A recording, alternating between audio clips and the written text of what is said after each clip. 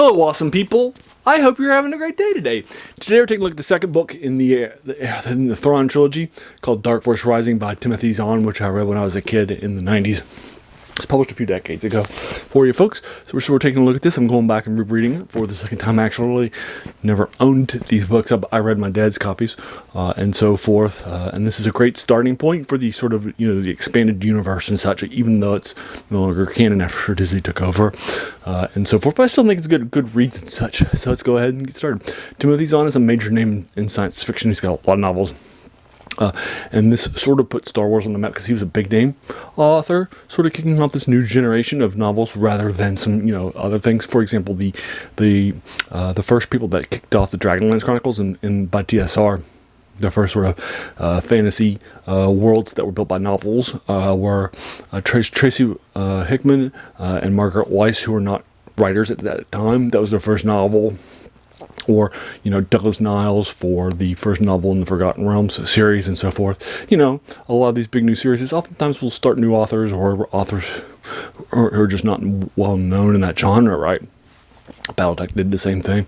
But here's Timothy Zahn was an established author, right? And so forth. And he has created characters from this series of trilogies and then other ones that other people have really picked up on and loved. And some of them have been brought into the Star Wars canon under Disney and so forth, like Grand Admiral Thrawn himself. My favorite character from this trilogy is Mara Jade. So there you are. So let's go ahead and get started with my review. This is the second novel in the trilogy for you folks. It's a classic trilogy.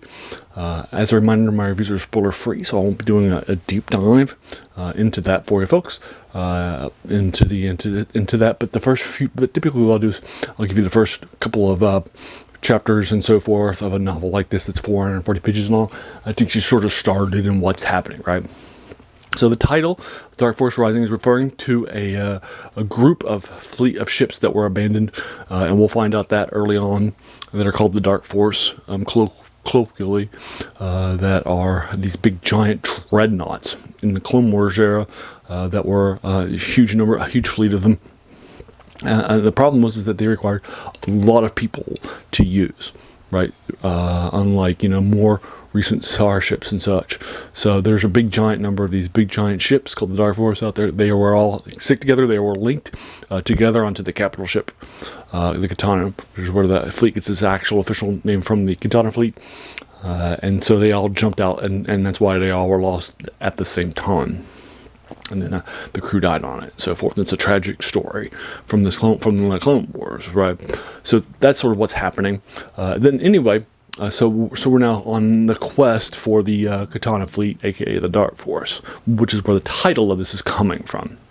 You have the title character from the previous novel, Heir to the Empire, the last Grand Admiral Thrawn, who was left, and the Republic thought that they had killed them all, and it accounted for them all. But there's one that was actually secret, and he was out on the exploits, and he's not human, unlike the sort of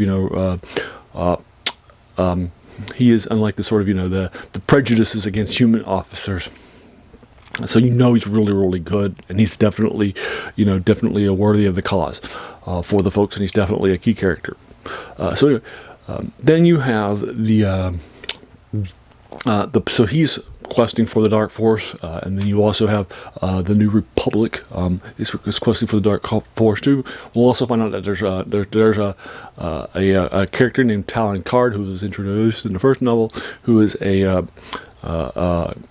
typically outside the law, sort of a covert freighter, move things from point A to point B kind of character, kind of like Han Solo, and so forth in the first Star Wars trilogy. It has a big giant network of people that work for him that he also is looking for, and knows where it is.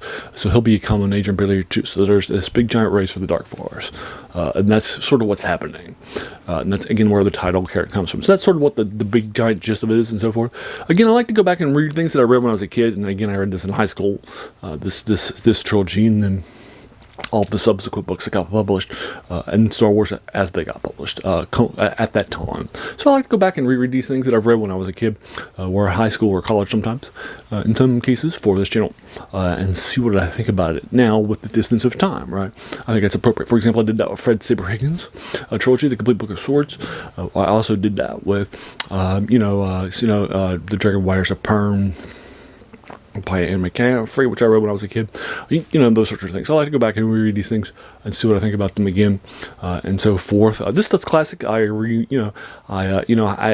a friend of mine at Fairfield University that we were co-workers and residence LA together, and I said, hey, if you're interested in this she was really interested in the Star Wars stuff, so I suggested starting with this novel series trilogy. She picked it up and loved it, and so. And now she starts now to just done a deeper dive in it, right? So that happens, right? There's a lot of great stuff out there, stuff like that. Again, I think this is a good entrance point for that reason, right?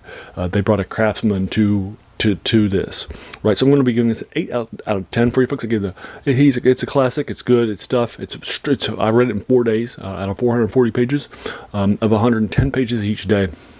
I knocked it out pretty quickly, so that was pretty cool. It was about 2 hours and 15 minutes a day, so that's pretty cool. At 440 pages long, I blew through this. It's much faster to read than I remembered it being, especially in this oversized print for you folks. I'll link it to you in the comments below in case you're interested in checking it out for you folks. So there you are. That's Dark Force Rising by Timothy Zahn. So there you go. I'll go ahead and leave you to it. Have you read this? If so, what did you think about it? Let's talk about the comments below. If you enjoyed this, why not hit that subscribe button? There's going to be a lot more of these to follow. As a reminder, this Tiles channel is the worst thing about new books. It's a quote by our French philosopher Jacques Joubert, who said that the worst thing about new books was that they kept us from reading the old ones. And this is definitely older books, decades ago, published in the early 90s. And there you are. Once again, I just want to thank you so much for taking some time out of your day and investing it and watching my video, because we all have so many things that are happening in our lives and we're pulled in so many different directions. So the fact that you spent this time with me is incredibly humbling, and I appreciate it. So thanks again, and have an amazing day.